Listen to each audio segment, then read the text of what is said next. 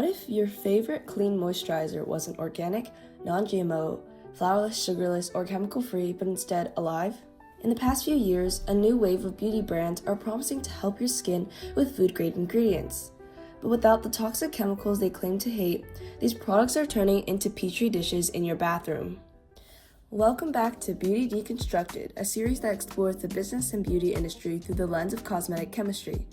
This is episode 2. Natural or ancestral beauty are a few terms companies such as Sky and Soul, Primarily Pure, Hearth and Homestead, and Ancestral Cosmetics have used to market their products. These terms are not really all too problematic itself, except these aren't regulated by the FDA and they're purely used for marketing purposes. You might have seen some of these companies on your For You page. But if you dig a little deeper, these companies aren't exactly measuring up to their own standards. So how exactly did they emerge in the first place? Ancestral beauty rituals began thousands of years ago, with the earliest evidence of cosmetic use tracing back to ancient Egypt around 100,000 BCE. These practices involved using natural ingredients such as shea butter, oils, minerals, and tallow for protection from harsh climates and for health, long before current synthetic skincare existed. Starting in the 2000s and almost a few years ago, new companies promoting natural skincare have begun to proliferate into the beauty industry.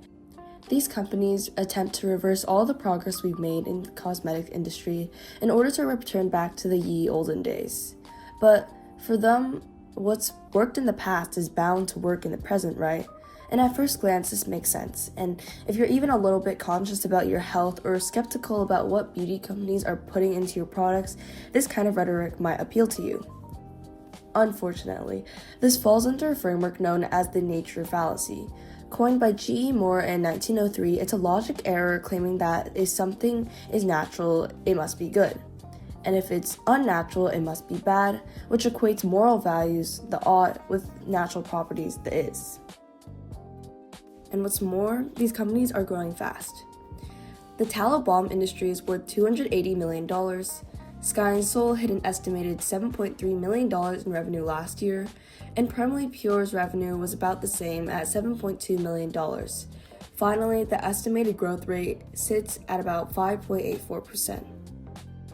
And they're all part of this growing corner of the internet that tries to defy scientific cosmetics wisdom. This includes, but is not limited to, medical-grade skincare, product safety apps, makeup with skincare, reef-safe sunscreen, and creators that talk about Home Depot supplies and kids' cereal. This looks so fun. Try sodium phosphate. Sodium phosphate in the paint cleanup pile. I'm not saying that all of these are necessarily bad or gonna be harmful for your skin, because they really aren't. The issue is that at their core, they are marketing tactics that may or may not be truthful. Okay, sure, you might say.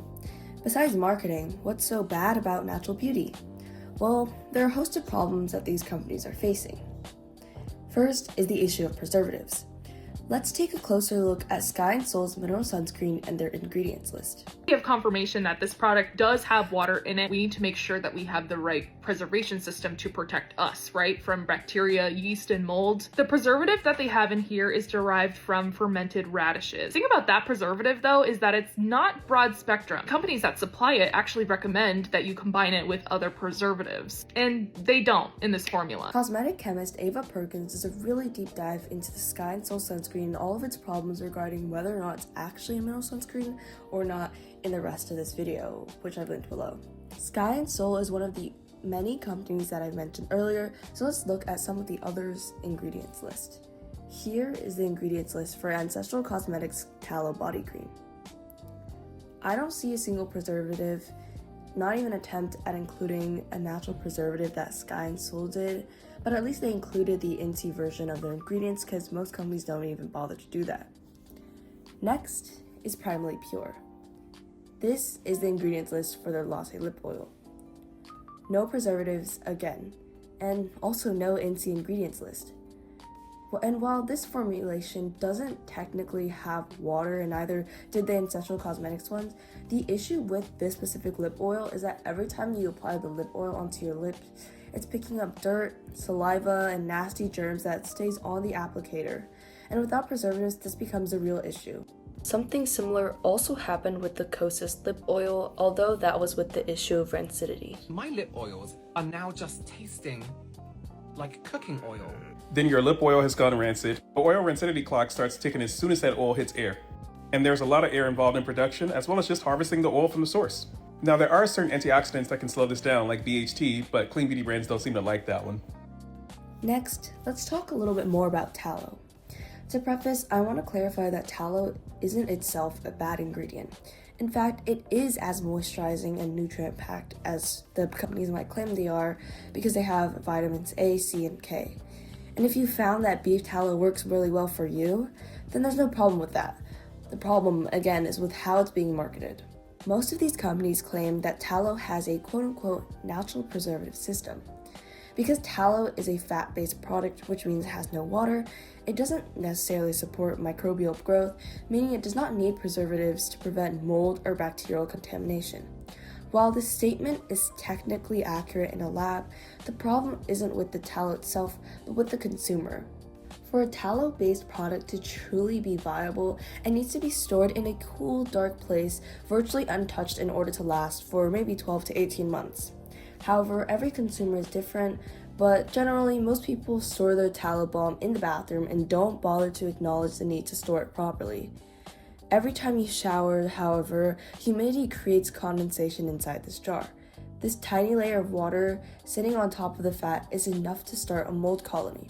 Secondly, as mentioned previously with the lip oil situation, whenever you use this product, such as to scoop out the balm, you aren't just introducing oils, you're introducing skin cells, sweat, and moisture. But if you're truly very, very careful about storage and using clean hands or maybe better, clean tools, tallow is probably very viable for you, and your skin will receive the numerous benefits. But most people aren't aware of the extreme measurements you have to take in order to use their tallow product properly. Let's look to another example. House of Tallow, one of these companies, actually wrote a blog about preservatives and acknowledged the need for them. But when you look at their actual products, you get nothing. It is literally just beef tallow whipped up and stuck in a container for $45. Maybe they just forgot to add preservatives to their ingredients list. That's an entire issue within of itself because it's just straight up lying. The second issue is with sunscreen and the creation of a white cast. All of these natural beauty sunscreens are all mineral sunscreens. The problem with these mineral sunscreens, regardless of what they're made of, is the creation of a white cast. This is caused by an ingredient called non-nano zinc oxide. Because each particle of non-nano zinc oxide is unabsorbed, this causes a white cast to appear particularly on deeper skin tones, and there's no knowledge currently of how to reduce this. Nano zinc oxide is a little bit better, but it still leaves a white cast. I might do a whole video on sunscreen itself and all of that controversy and mineral versus chemical sunscreens, but our Instagram page has more in-depth posts, or you can check out Lab Muffin Beauty Science because she has one of the most comprehensive sunscreen myth-busting guides out there. I've linked her in the description below, but I digress. Remember, tallow on its own is not a sunscreen in any way. When combined with the zinc oxide, its efficacy does deliver, but if you see marketing that indicates anything otherwise, then know it's false. So, will the natural trend be a passing fad, or actually a permanent shift into the future? What these brands have taught us is that the nature fallacy is a powerful marketing tool, but has a poor formulation strategy. The reality is that we shouldn't view chemistry as the enemy, but as a bodyguard instead, because it's what keeps your $45 jar of tallow from turning into a health hazard. In the future, perhaps we'll shift to brands focusing more on blending both the power of ancestral ingredients and 21st century preservatives.